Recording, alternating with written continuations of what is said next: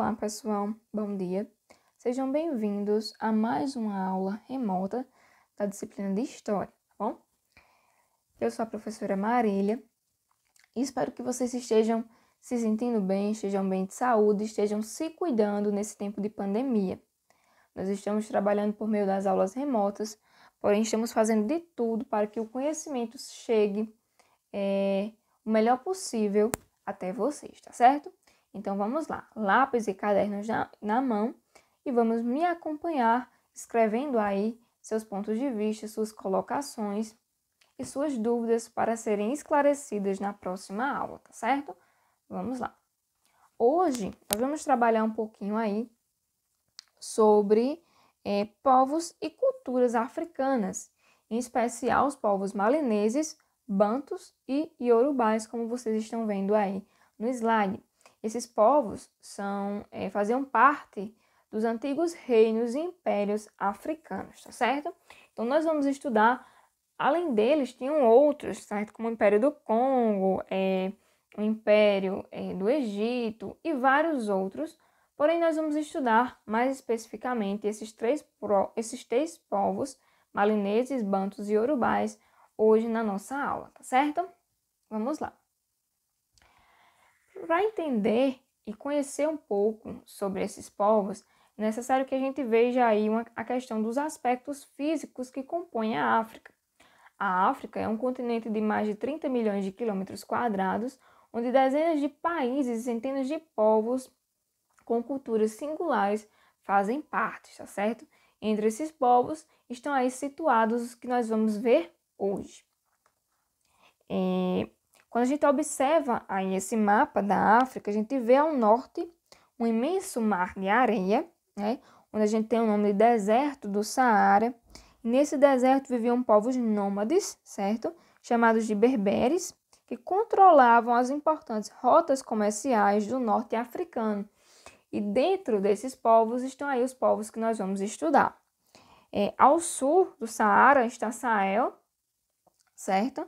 É uma faixa de terra que vai desde o Oceano Atlântico até o Mar Vermelho.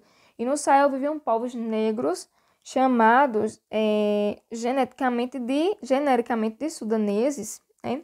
Como os bambaras, os fulas e os mandingas, certo? Entre outros povos. E a extensa área habitada por eles era chamada de Sudão, tá bom, pessoal? No Sudão Ocidental, que é cortado por dois importantes rios como o Senegal e o Níger, esses rios, eles permitiam que esses povos eles tivessem água para as suas necessidades, assim como a questão da plantação, e também esse rio ele servia como via de locomoção aí dos transportes feitos por canoas, certo? Tanto para a saída como para a chegada de mercadorias. Eram chamadas correntes marítimas, né? Rotas marítimas para essas mercadorias que saíam e chegavam do território africano, tá certo, pessoal? Então, vale situar aí essa questão primeiro, para depois a gente conhecer um pouquinho sobre esses três reinos que nós vamos ver a partir de agora. O primeiro reino que nós vamos situar e estudar um pouquinho sobre ele é o Império Mali, que foi justamente no Sudão Ocidental, entre os rios Senegal e Níger, que se formou esse Império Mali, tá certo? Contam os griões, um povo muito conhecido, que era encarregado por transmitir essas histórias, esses conhecimentos, certo? Que tudo começou com um príncipe da etnia Mandinga, chamado Sundiata Keita, certo? Ele e seus guerreiros venceram os Sossos, seus opressores na Batalha de Quirina, em 1235, e depois de vencer também outros povos vizinhos, fundaram aí o Império Mali, certo? No poder, Sundiata Keita converteu-se ao islamismo, a religião criada por Maomé, cujo principal fundamento é a crença em um único Deus, e segundo alguns historiadores, ele se converteu movido pela ideia de poder, por participar do comércio que na época era controlada pelos árabes islâmicos, tá certo? No Mali, o imperador era a maior autoridade, mas ele ouvia seus auxiliares, ele tinha o conselho dos demais. E sempre que precisava tomar uma decisão importante, ele ouvia também os dois altos funcionários, como o chefe das Forças Armadas e o senhor dos tesouros, que era responsável pela guarda dos depósitos de ouro, marfim, cobre e pedras preciosas, tá certo? Então, a gente pode ver aí no nosso slide que o Império, ele controlava o comércio transamarino e as rotas caravanas, né, para as cidades às bordas do rio Níger, e o comércio e taxas sobre o tráfico, como o ouro, sal e escravos, né, o marfim também, eram fundamentais para a manutenção do Estado e da corte e do Mansa, tá certo? Então, eles tinham isso como uma base fundamental para controlar aí a economia deles no Império Mali. Posteriormente, a gente tá vendo aí, eu acho que vocês estão vendo bem, né? A questão dos bantus, tá certo, pessoal? Os bantus, essa expressão banto, ela designa, né, diversos povos africanos cujas línguas têm uma origem comum, certo? Na África, ao sul do deserto do Saara, viviam e vivem ainda hoje esses povos chamados bantus, povos que possuem uma origem comum e falam línguas aparentadas, denominadas de bantas, certo? Por volta de 1500 a.C., os povos bantus partiram de onde hoje é a República de Camarões e foram se deslocando para o centro, o leste e o sul do continente africano. Esse deslocamento durou cerca de 2.500 anos e foi a maior migração já vista na história da África subsaariana, certo? Os bantus eram povos agricultores e tinham domínio da técnica de produção do ferro, usado por eles para fazer instrumentos de trabalho e armas de guerra. Isso os colocava em vantagem sobre os outros povos que desconheciam assim essa técnica da metalurgia, certo? E isso ajudou eles a explicar sua vitória sobre esses povos. Então, eles tinham aí grande vantagem sobre os demais povos por conhecerem essa técnica da metalurgia, por desenvolverem armas de ferro, e aí eles tinham esse conhecimento mais avançado, que era um ponto a mais para eles, tá certo? As regiões ocupadas pelos bantus tornaram-se terras de agricultores que dominaram posteriormente, assim, né, a metalurgia, tá certo? Metalurgia é o trabalho que transforma metais em objetos, tá bom, pessoal?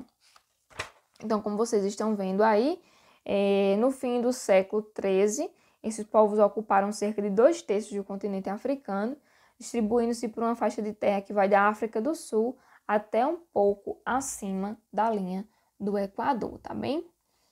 E aí a gente tem aí um pouquinho sobre, né, os iorubás. Porém, antes, vale ressaltar que esses povos bantus também, eles deixaram uma grande contribuição no Brasil, tá certo?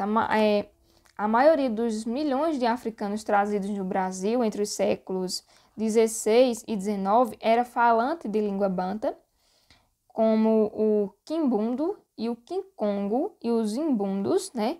E isso ajuda a explicar porque essas línguas estão entre as mais influenciadas, né? Que influenciaram o português falado no Brasil. Algumas palavras bantas, que são muito conhecidas por nós, são o chamado berimbau, né? Que é o arco musical, o instrumento da capoeira. O chamado caçula, o irmão mais novo. Canjica, né? Que a gente chama também uma palavra banta.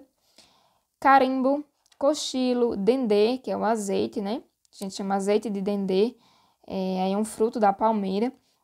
O fubá, né? A farinha de milho ou farinha de arroz, o giló, o moleque, menino, garoto, né? Também é uma palavra banta. Quiabo, quitute e o próprio samba. São palavras aí de origem do vocabulário banto, tá certo, pessoal? Então, agora sim, podemos ir para os iorubás. Os povos de língua iorubás, eles habitavam o território da atual Nigéria, Benin e Togo, certo? Nas terras da África Ocidental viveram povos igualmente importantes na formação da cultura brasileira, e entre esses também merece destaque a atenção aos iorubás, tá bom? Os iorubás no Brasil receberam várias denominações, como jejes, nargôs, angolas, congos e fulas, certo? A força econômica das cidades iorubás, elas vinham sobretudo do comércio, tá bom? Seus comerciantes, homens e mulheres, circularam pelas terras e pelos rios da região em canoas carregadas de produtos da floresta, como pele de leopardo, pimenta, marfim, noz de cola, além de objetos como couro, metais e marfim confeccionado por seus artesãos, tá? Na cidade de Oio, capital política dos iorubás, haviam bairros especializados em curtume, que é o estabelecimento onde se curte o couro, né? Curtume é a arte do couro, e serralheria, né? Que é a oficina onde fazem peças de ferro, tá bom? Fundição. Em Ife, né, que teve seu período de maior esplendor entre os séculos 12 e 15, era a cidade sagrada dos iorubás, Ife, certo? Sua capital religiosa é vista por eles até hoje como o umbigo do universo, onde tudo começou, da importância espiritual de Ife para todas as comunidades iorubás da África e no Brasil, certo? Em Ife, o poder político e religioso era exercido pela mesma pessoa, e esse chamado Oni, e ele administrava, assim, a cidade, distribuía a justiça e era responsável pelos cultos religiosos, certo? Apesar de compartilharem uma mesma língua e possuírem uma base cultural comum, os iorubás não chegaram a compor um estado centralizado à semelhança dos antigos malineses. As suas cidades eram cidades-estados ou cidades-reinos, como preferem alguns especialistas no assunto. As cidades iorubás não formaram unidade política, eram independentes umas das outras, tá certo? Então, eles receberam uma influência muito grande aqui no Brasil, esses iorubás, assim como também nós vimos os bantus. Os iorubás também eles tiveram uma influência muito grande na cultura brasileira, certo? Segundo o estudioso Pierre Verge, né, foi principalmente após 1830, quando os muçulmanos destruíram a cidade de Oio, capital política dos iorubás, como já citado, que eles foram trazidos aí para o Brasil como escravos, tendo entrado em grandes números pelos portos de Salvador, tá bom? Entre os iorubás aqui chegados haviam muitos sacerdotes, príncipes e líderes políticos e artistas que foram empregados, sobretudo, em trabalhos urbanos e domésticos na cidade de Salvador, no recôncavo baiano. Embora trazidos à força em condições péssimas, certo? Os iorubás fizeram a história e a arte em solo brasileiro. A arte de matriz iorubá pode ser vista em várias regiões do Brasil, mas é na Bahia seu principal polo de irradiação, né? Lá nasceram, viveram alguns dos grandes nomes da música e das artes plásticas de matriz iorubá. Na música, a gente tem vários artistas herdeiros da tradição iorubá, como os integrantes do bloco Olundum, e a cantora, né, Margareth Menezes, também um símbolo aí da cultura iorubá. Nas artes plásticas, a gente temos nomes importantes como escultores, Manuel Araújo, o mestre Didi, os pintores Caribé, né?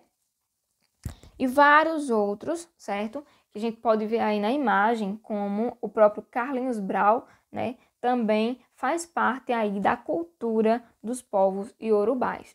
Então, eles, assim como vários outros povos africanos que foram trazidos para o Brasil, deixaram aí, mesmo através da escravidão, né? Trazidos à força de formas adversas, eles deixaram sua contribuição tanto na construção do país em si, como na construção social e cultural do que a gente tem hoje no nosso Brasil, seja pelo vocabulário, seja pela cultura em dança, em música, seja por a culinária e várias outras contribuições, tá certo? Então, espero que vocês tenham gostado da aula de hoje. Foi um breve aí, resumo sobre esses povos malineses iorubás e bantus, que vocês possam fazer suas anotações e qualquer dúvida, me procurem no privado que eu irei responder com todo prazer vocês, tá certo, pessoal? Muito obrigado e bons estudos!